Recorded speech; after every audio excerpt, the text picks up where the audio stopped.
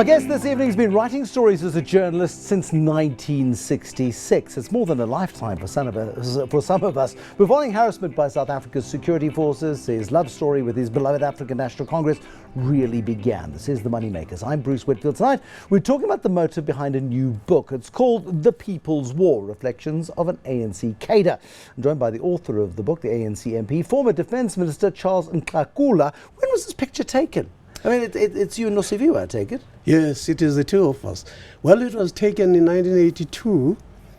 We were at a rally of courses on June the 16th in 1982, celebrating, of course, and commemorating that particular day. 25 years ago, almost to the day. Yes, that's correct. That's how I looked, and that's how she looked 25 years ago. No, it must be more than 25 years. Time has been good to you. Time has been good to you. Well, I mean, my maths is rubbish, but were you banned at the time, in 1982?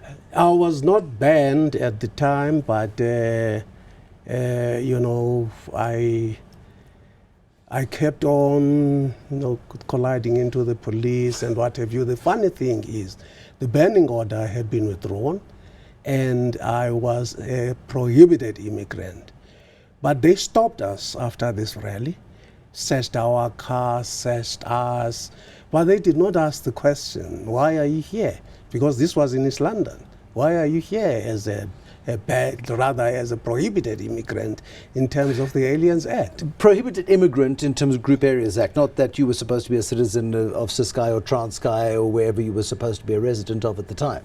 No, I was prohibited as a South African citizen and declared an alien in terms of the Aliens Act of 1937. We forget, and I think that's why it's so important that these histories are written. It surprises me also that the memoirs like this, The People's War, that you've written, which is about your experiences, 50 years of growing up in the ANC, why it's taken you so long to write this one? I suppose that in the beginning I did not have time to sit down and begin to write. It was only when I was assigned the responsibility of ambassadorship for South Africa in Mozambique that I found the time. And then I started writing. Of course, this is not the only manuscript that I wrote. And there was the first one that I submitted to my publishers is a political novel. Okay. But knowing that I was also writing my memoirs, they said, no, let's publish the memoirs first. Now, when did the process start? So what is 2013, 2014? 2013. It was in 2013 when I was in Mozambique. So, I mean, South Africa is in a very different place in 2013. South Africa is beginning to feel the cracks in South Africa. It's post-Marikana. What is the motivation for sitting down at that time? Are you looking at an ANC that you grew up in, disintegrating at that time, or was that not forefront of your mind at that point? No, it was important for me to try to discover what was happening within the ANC. And going up to the Polokwane conference in 2007, I was part of the leaders of the ANC. And many of us were not re-elected in Polokwane, and a completely new breed of leaders was elected there. So I was checking, what will it mean going into the future? Are we perhaps seeing an ANC which in the main is going to be populated by younger people than our generation, for instance? Because I saw it after the Polokwane conference, because quite a sizable number of those who made it to the National Executive Committee were young people. So I was looking at the ANC from a number of years. In fact, I even start with Bixlika Isaga Seme here, looking at the ANC. I mean, the ANC, founded in 1912, it goes through a couple of inflection points. I don't want to, maybe crisis points. Are there crisis points? 1930s, the first big one. Yes. And then 1960s, of course, Rivonia trial decapitates the ANC. Right. I mean, these are crisis points in the history of the ANC. What do you learn from the history that tells you about the present?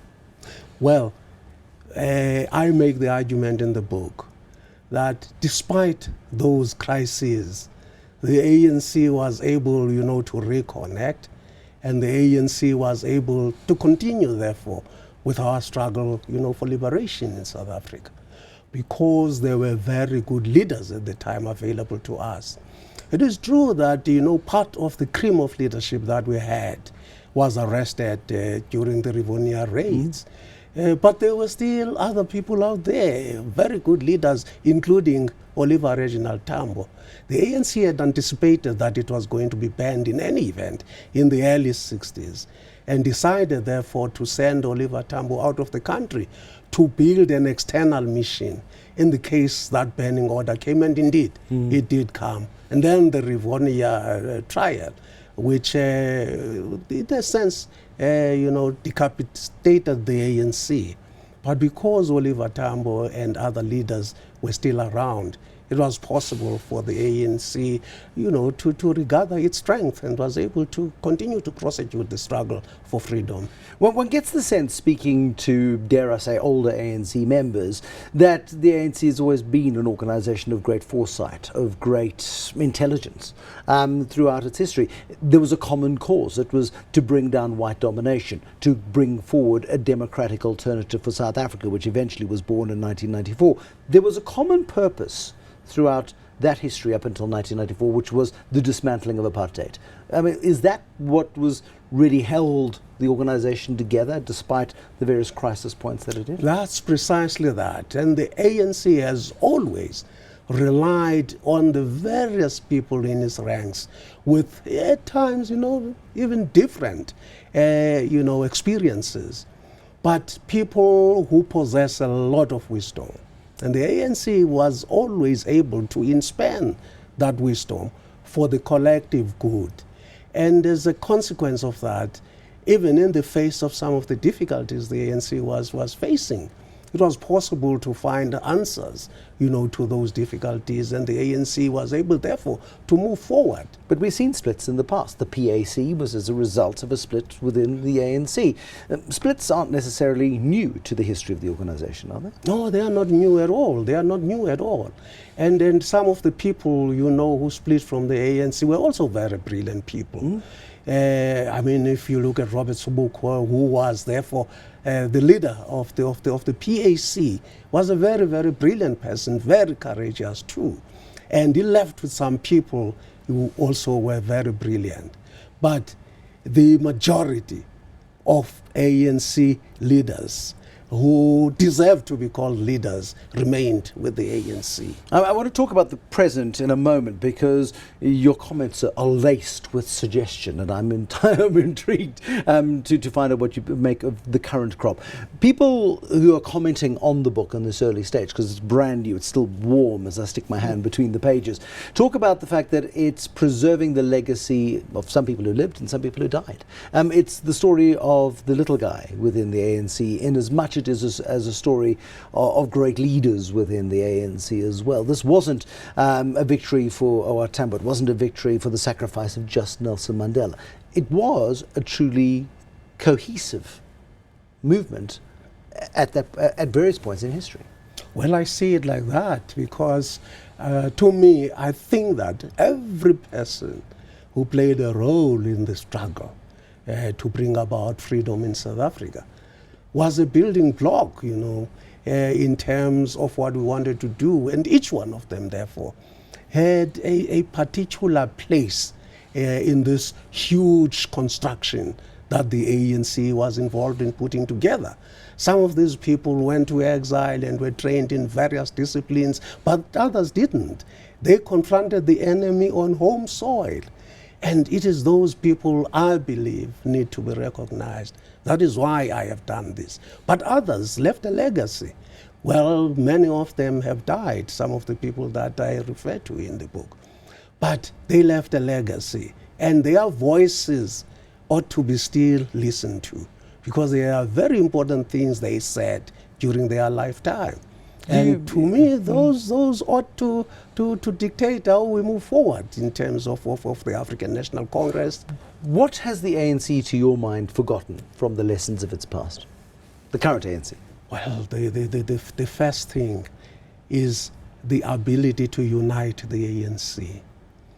Oliver Tambo was present when the ANC held its very first conference inside South Africa in 1991.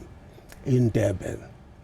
And of course, he made an input where he was handing the ANC back to our people here in South Africa and to the incoming leadership, which would be under Nelson Mandela.